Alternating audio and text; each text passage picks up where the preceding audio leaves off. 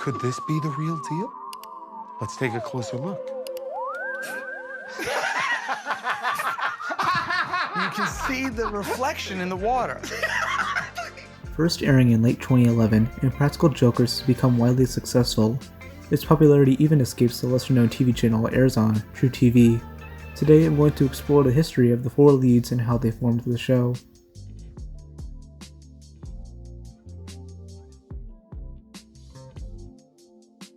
Staten Island, New York, 1990. Four freshman boys meet at Monsignor Farrell High School. It's an all-Catholic, all-boys school. The oldest of the boys is Brian Quinn, also known as Q. He's basically a Star Wars nerd who is part of the school's improv club. James Murray, also known as Murr, is a Danica McKellar fanboy and ferret lookalike. Sal Vulcano is the cat hater and sports fan. And last but not least is Joe Gatto, the food-loving Italian who's my personal favorite. Throughout their high school years, the four would perform improv and play together. Did you have a crush on one of your high school Spanish teachers, Mrs. Lanza? Oh my God, there she is! See. But best of all, pranks. Being the class clowns that they were, they performed quite a few high school pranks. The biggest one was called Ricecapades. This involved filling backpacks of 10 pounds bags of rice and spilling it all over the school. Even though they took weeks to clean up, students found it hilarious and would slide all over it. Other pranks involved dumping small creatures into weird places like toilets. Some of these creatures were blue crabs, goldfish, birds, cats, and squirrels. By their graduation, the Tenderloins group was formed. They would slowly split up soon afterwards and go their separate ways. Why would the group call themselves the Tenderloins? Well, it's something Sal would never say without cringing.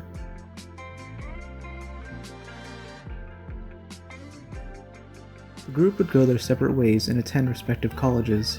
Q would study at Brooklyn College and serve as a New York City firefighter until the first season of the show. Murr studied at Georgetown University and eventually produced the greatest film of all time, Damned.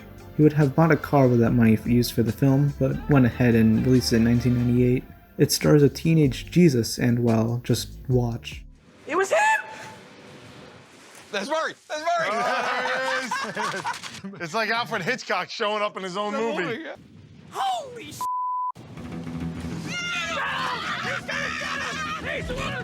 Sal studied at St. John's University and ran a bar up until the series began.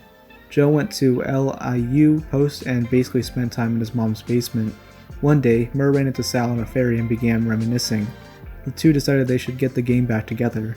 Soon afterwards, they started practicing sketches in Joe's mom's basement, with Murr admitting that she was sort of the fifth Joker. She would always give her own commentary over their works while working in the room over. For quite a few years, they would perform this stuff while slowly losing hope. All they had to support themselves was their daily jobs, which they didn't want to keep forever. Oh my God, I want to marry all of you. You are so hot. I am hot, aren't I? Dropping it like it's me. From around here, what's that? Ah, Sprite! Pepper spray! That's pepper spray! That's illegal in most states!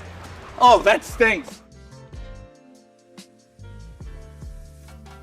The Tenderloins began posting their skits to social media sites like YouTube and MySpace. Mind you, this was in the mid-2000s.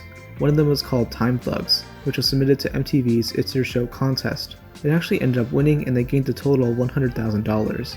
Honestly, this and some of their other shorts are still really funny. It involves a nerd played by Joe stuck in an infomercial about the Time Thugs, who beat up his childhood bully to change the future. It's pretty smart. Let's see how Chaz is doing. Hold his mic! Now I'm a multi-billionaire with 1 million friends and a hot wife. Hi. You want to find out more about my success? You could Google my company. It's called Google. That's right, Google. It worked for Chaz, and it'll work for you too. I'm gonna go over some of their other shorts now too. My Husband, the A-Hole, uploaded in January 2007, has his Murr's wife being kidnapped as he thinks it's just a hotel service. Some hijinks ensue and it's pretty good twist occurs. I ain't the bellhop, I ain't the valet, and I ain't your caddy. I'm a kidnapper, and this is your wife, whom I've kidnapped. Comprende? I get it. Looks like this machine needs a little greasing, eh? Uploaded about a year later in March 2008 was Wii Love Jetpacks. This is one of my personal favorites. It has Sal showing off his new jetpack and kidnapping some villager from Southeast Asia. Joe and Q get mad at him and argue for a bit, and this is how it ends. What part of the game is this? Game? We stopped playing the game. In March of 2012 was the Craig Murray incident. It has Murray going back in time and sleeping with Sal's future daughter as stupid revenge. So Sal goes back in time to do the same thing in a much more screwed up way. Also, Joe is there for some reason. I'll link many of these shorts below. Seriously, watch them. Larry, I need Aslan size. Sal, why's there a cock in your mouth? 2 cocks. During the late 2000s, the Tenderloins began developing the premise for a hidden camera prank show. It was to be called Mission Uncomfortable. This description might seem familiar. 4 lifelong friends, Joe, Sal, Murr, and Q, go around and compete in hidden camera challenges, but the loser is to be punished. Embarrassing hijinks would ensue. It was pitched to Spike TV, but things didn't go through. Q and Sal would film a pilot episode on their iPhones and pitch it to True TV with the help of Murr. This is because he was a vice president of development for North South Productions. This company would actually help produce the series. Full half-an-hour-long episodes were made following the style of Mission Uncomfortable. Good morrow, sir, and welcome to the Castle of White.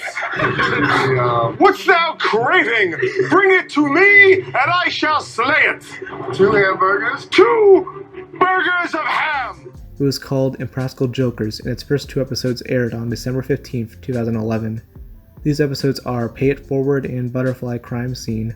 Both episodes together would reach up to 1.5 million viewers that night. I murdered the butterflies and dead butterflies, dead butterflies. What can be better than a dead butterfly? Butterfly crime scene. So did I get the job? Well, I'll have to discuss with Jordan. Yeah, but thanks for your time, man. I appreciate it.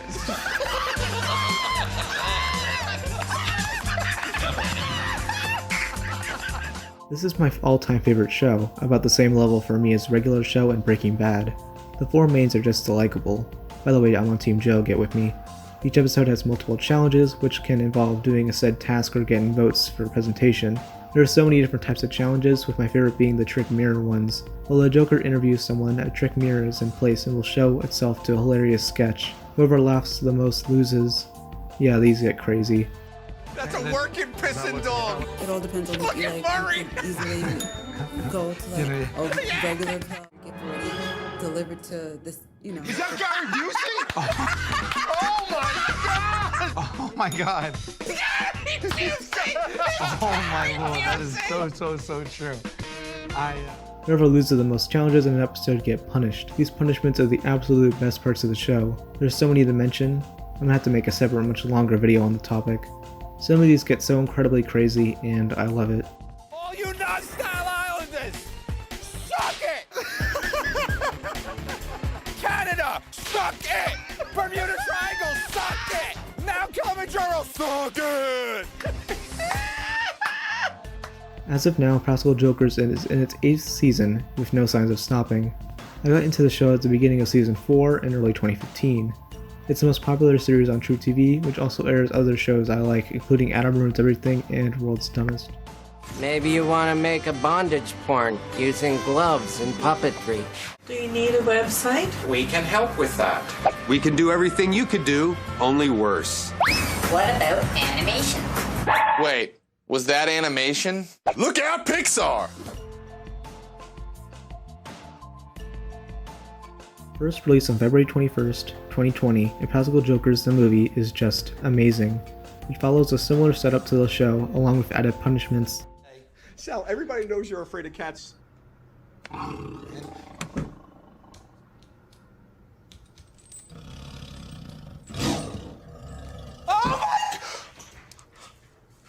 That's a tiger. The story itself is meh, but everything else about it works. I have no idea why this film has less than 40% on Rotten Tomatoes. It has decent scores everywhere else, and non-critics love the movie. If you thought the difference between Joker's audience score and critics was bad, you haven't seen anything yet. I mean, who wouldn't love a movie where a ferret-looking man screams from the top of a biplane?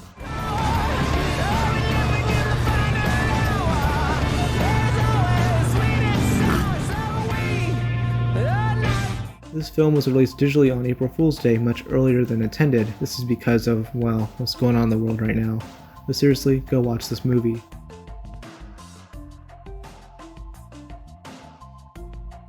So that's it for this video. Again, I know for a fact I'm doing more Practical Jokers videos. I wanted some of an introduction. Actually, back in 2018 I made a video about this but got taken down for copyright, and I want to do newer videos on it since it's been a while since I've covered the topic. So overall, expect more content from this show. Thank you guys for watching, and bye guys. There you go, just shove that right between the cushions. That tissue is still in your couch. I'm so hot! Oh, God!